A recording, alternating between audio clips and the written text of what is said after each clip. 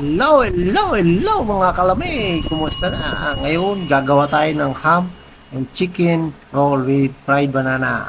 So, andito nga ating mga ingredients. Ayan, papakita ko sa inyo bago tayo magsimula. Ayan.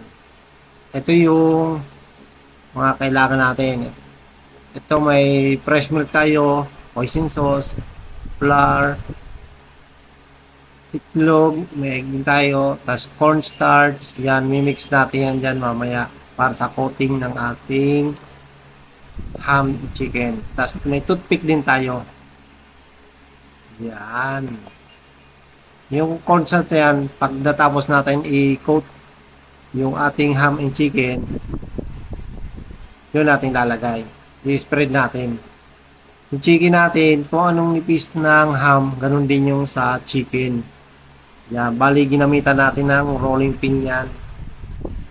Ayun, ganun. Yan. Kakat natin yung ham. Cut natin ng half. Ganun. Tapos, mag-mix na tayo. Mekos na natin yan. Yan, lagay natin yung fresh milk, flour, salt and pepper. Yan, tapos sang egg. Lagay natin dyan.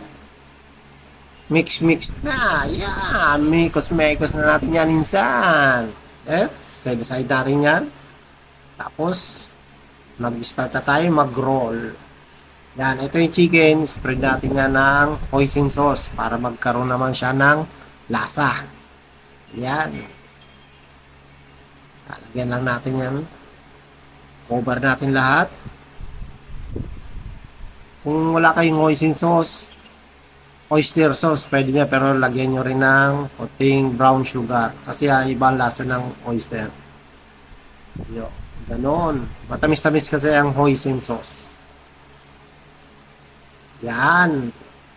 Ngayon, magro-roll na tayo. Start na tayo. Kuha tayo ng ham, chicken. Yan, ganyan.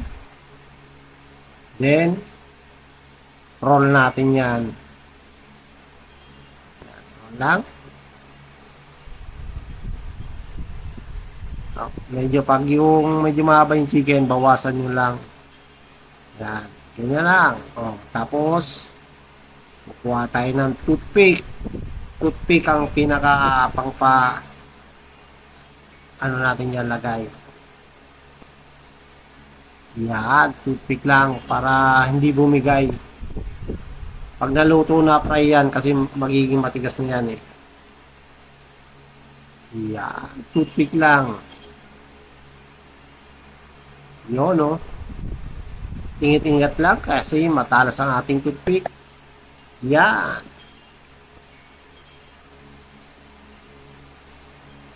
Yan. Then, kukot natin yan mamaya. Tatapusin muna natin yung pag-roll lahat. Then, kukot natin yun. Gawa pa tayo na isa. Yo. Roll ulit. Yan. Lagyan natin yung toothpick. Ingat-ingat lang. Kasi matalas ang toothpick. Yan. Okay na siya. Yan. Ngayon, kukot na natin yan. Ito yung nagawa natin yan. Kukot na natin dyan sa mix natin kaina. Yan. Natin lahat. After nyan, lalagyan natin ng spread natin yan ng cornstarch. Yan. Pinakaibabaw lang cornstarch. Para pag fried natin, may crispy. Yan. Hindi natin nalukay na dun sa ibang mga ingredients. Sa fresh milk, flour. Yan. Spread natin yan sa ibabaw. Ganun lang mga kalami. Ayan. Okay na siya. Ngayon, magpa-fry muna tayo ng fried banana. Yan. Medyo mahinog-hinog na yun. Then, fried na rin natin yung ating na-roll kanina. Yan. 2 to 3 minutes, okay na to. Kasi manipis lang naman to eh. Yan, balik rin natin. Yan, golden brown. Beautiful color. Mga 1 minute na lang yan. Okay na, luto na yan. You know? Wow. After nyan, pag platings natin, tatanggalin natin yung toothpick. Ayan na siya. Finished product. Ham and chicken roll with banana fried. Mga kalami, masaramon. Kain na na.